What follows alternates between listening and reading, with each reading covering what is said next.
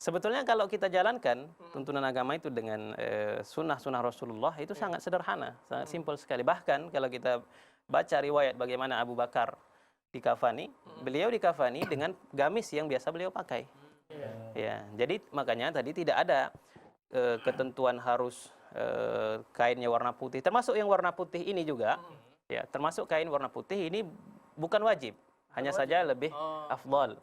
Ya, Jadi kalau nggak lebih ada sunnah. warna Kalau apapun, tidak ada putih, yang ada warna yang ada tidak mengapa begitu. Ya, hanya saja memang lebih disukai yang berwarna putih. Ya, dalam sebuah hadis Rasulullah mengatakan afdalu siyabikum al-biyad, ya, sebaik-baik pakaian kalian itu adalah pakaian yang putih. Ya, fakafinu mautakum bil bayad gitu kan, dan kafankanlah yang apa namanya? jenazah-jenazah kalian menggunakan yang warna putih. Tapi ini perintahnya bukan perintah yang wajib, hanya saja dianjurkan sekali. nah ini tadi kan praktek kita untuk laki-laki nih Ustadz 3 lapis. Perbedaannya ada nggak untuk perempuan? Secara umum, saya pernah membaca penjelasan dari Syekh Al-Utsaimin rahimahullah tentang kafan antara laki-laki dan wanita.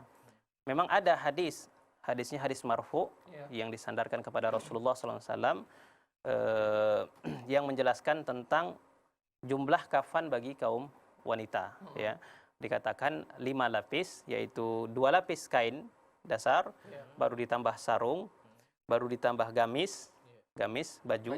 Ya, baru ditambah jilbab. Jadi ada 5 dia. Namun hadis ini tadi kata Syekh Al-Utsaimin fi rijalihi, ya, di dalam sanadnya itu ada rawi yang majhul. Rawi yang majhul sehingga derajat hadis ini menjadi hadis yang dhaif. Ya. Namun demikian Lajnah Daimah, ya, fatwa Lajnah Daimah di Saudiyah itu mengatakan tidak mengapa, ya, di dalam fatwa mereka menjelaskan tidak mengapa menggunakan lebih dari 5. Karena apa? Astar lil aurah, alasannya lebih karena aurat wanita itu kan lebih besar daripada aurat laki-laki. Itu lebih menutupi aurat. Sehingga kalaupun dipraktekkan itu insya Allah tidak mengapa. Ya. Jadi Ustaz, pas siap memandikan kan kalau lelaki cuma ditutup sampai sini. Kalau perempuan apakah harus semua? Perempuan ya, karena juga ini tadi ya perlu kita perhatikan, seharusnya yang mengurusi jenazah itu adalah keluarganya. Bukan keluarganya, yang sejenis. sejenis. Laki-laki ada Perempuan laki-laki, gitu ya. wanita adalah wanita. Dan lingkungan tempat pengurusan jenazah itu disterilkan dari orang-orang yang tidak ada kepentingan di situ. Ya. Jangan ketika mengkafani ditontoni oleh ramai orang, itu tidak boleh. Ya. Karena ada aurat yang perlu dijaga. Makanya kalau sudah seperti itu, kalau wanita cukup menutupi bagian dada sampai ke kakinya, atau dari bagian kepala lah kan, bagian ini apa namanya, pundak ya, sampai ke bawahnya tadi begitu. Dan yang mengurusinya itu adalah kaum wanita. Nah, jangan dilihatkan oleh laki-laki lain begitu. Termasuk tingkatan pernah kita katakan, tingkatan siapa yang lebih utama mengurusi jenazah. Itu. Yang pertama itu adalah ahli keluarga yang sejenis. Jadi kalau misalnya ibu, sebaiknya yang mengurus itu ahli keluarganya, tapi yang perempuan, entah itu anak perempuannya, entah itu saudari perempuannya, misalnya begitu kan. Nah, kalau tidak ada yang perempuan ahli keluarga yang bisa, maka berpindah kepada perempuan-perempuan yang ada di sana. Ya. Kalau sudah tidak ada juga perempuan-perempuan di sana, barulah boleh muhrimnya, mahram laki-lakinya. Jadi posisi mahram lawan jenis itu, mahram laki-laki itu adalah setelah tidak ada lagi wanita lain. Nah, jadi begitu. Kalau selagi masih ada, diusahakan pakai wanita juga. Gitu. Demikian. Kalau ada yang palsu-palsu, gigi palsu itu harus wajib dilepas. Itu kalau bisa dilepaskan, dilepaskan. Seperti gigi kan itu mudah dilepaskan. Tapi kalau dia di dalam badan, seperti tulang, besi yang di kaki, itu tidak mesti dilepaskan. Karena dia sudah akan mendoror. Seperti tadi kita katakan, kasru izamil mayyit ka kasrihi inda hayatihi. Mematahkan tulang si mayit itu sama seperti mematahkannya ketika dia masih dalam keadaan hidup. Wallahu ta'ala. Iya, menyakitkan. Oke, berarti yang tadi siap langsung dikebumikan. Setelah selesai enggak, disolati dulu. Disolati dulu. Setelah itu kita solati lagi. Nah. Oke ya. Jadi coba segmen di sini. Di belakang. Oh, iya. Kita cek dulu mana tahu ada SMS Iya. Masuk nih ya. Kita lihat nih ya.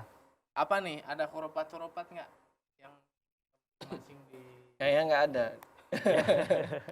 Kalau misalnya ini Ustaz, ketika mau disolatkan, posisi mayit apa posisi imam itu di mana? Ya, posisi imam Kalau berbeda misalnya- laki-laki sama wanita ya. Kalau dia jenazahnya laki-laki, maka dia di kepala, Oh, ya, di bagian kepala.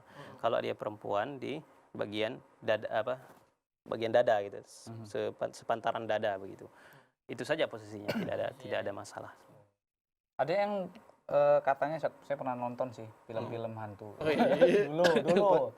Katanya kalau dipakein celana gitu kan, celana kolor gitu, Zat. Nah itu bisa jadi bangkit lagi, dia jadi entah kolor hijau, entah apa gitu. Itu semuanya khurafat ya, khurafat, termasuk perkara-perkara yang tak boleh diyakini seperti itu. Gitu. Dan insya Allah kaum muslimin, apalagi jenazah orang-orang yang beriman, ya tidak mungkin dipengaruhi oleh jin dan setan seperti itu. Kalaupun ada penjelmaan itu bukan mayitnya, ya. Ruh itu ketika sudah terlepas dari tubuhnya, dia akan ditempatkan di tempatnya di alam barzakh. Tidak mungkin dia bergentayangan begitu. Itu keyakinan-keyakinan yang mengandung kesyirikan, tidak boleh diyakini. Sebagai seorang yang beriman, itu tidak ada semuanya. Dan itu juga yang harus kita tanamkan kepada anak-anak. Ya, anak-anak kadang-kadang kan takut itu lihat lihat jenazah yang sudah dikafani. Itu karena tadi film-film yang dipertontonkan di tengah masyarakat itu begitu. Jadi memberikan kesan seakan-akan seorang muslim, orang Islam ini kalau sudah meninggal bisa jadi hantu gitu. Nah, ini tidak benar ya, keyakinan tidak benar. Dan itu semuanya adalah wiswas atau godaan atau gangguan daripada setan. Jadi intinya orang yang sudah meninggal itu akan ditempatkan di tempatnya, di barzakh, alam barzakh, dan tidak mungkin dia bergentayangan.